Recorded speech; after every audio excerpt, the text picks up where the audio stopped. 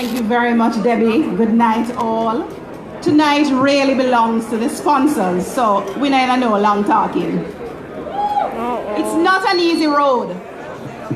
Many see the glamour and the glitter, and them think a better rose. But at the same time, Jah put an angel over me.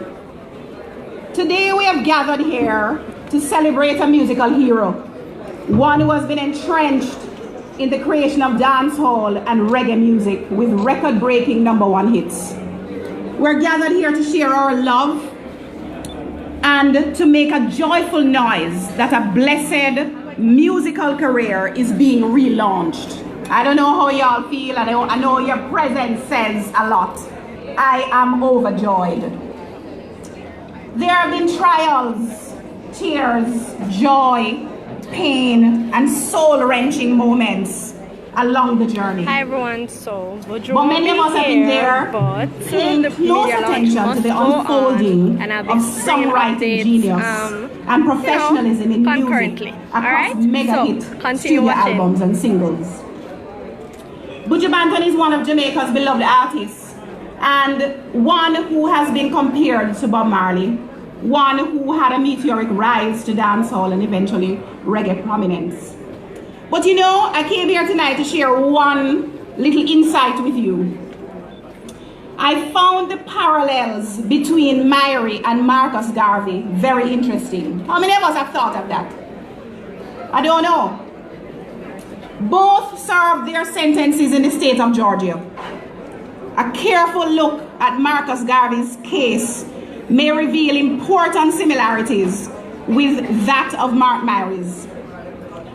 One of the interesting things is that they both were involved in the same kind of work, if you really stop to think about it. Sharing in the importance of Black consciousness, sharing the importance of Black love, sharing the importance of the Black self. Taken in their respective eras, cognizant of the law of the land in which they both served time and were then deported to Jamaica, it is evident that both were revered in their own right.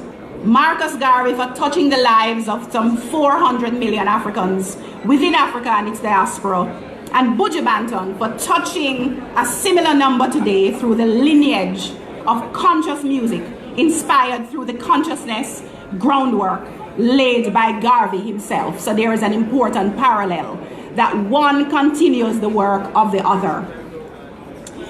So Garvey at the start of the 20th century, Buju at the latter part of the 20th century. We are very much in the history making where both men have been in a very similar kind of work.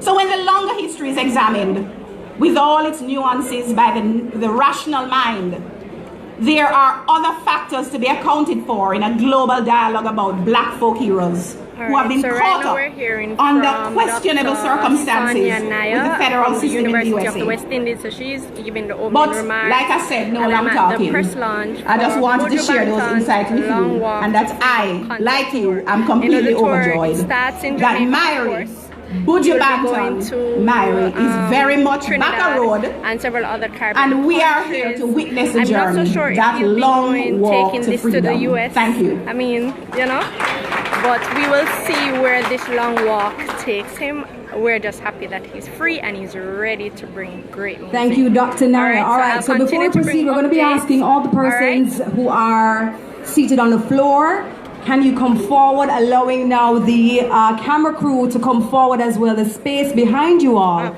is getting a little tight. We want persons to be able to move as freely as possible. All right? And for the person standing in the wings, can you come forward as well? Just fill out this space right here. So as soon as I have more you don't want to miss any of the details.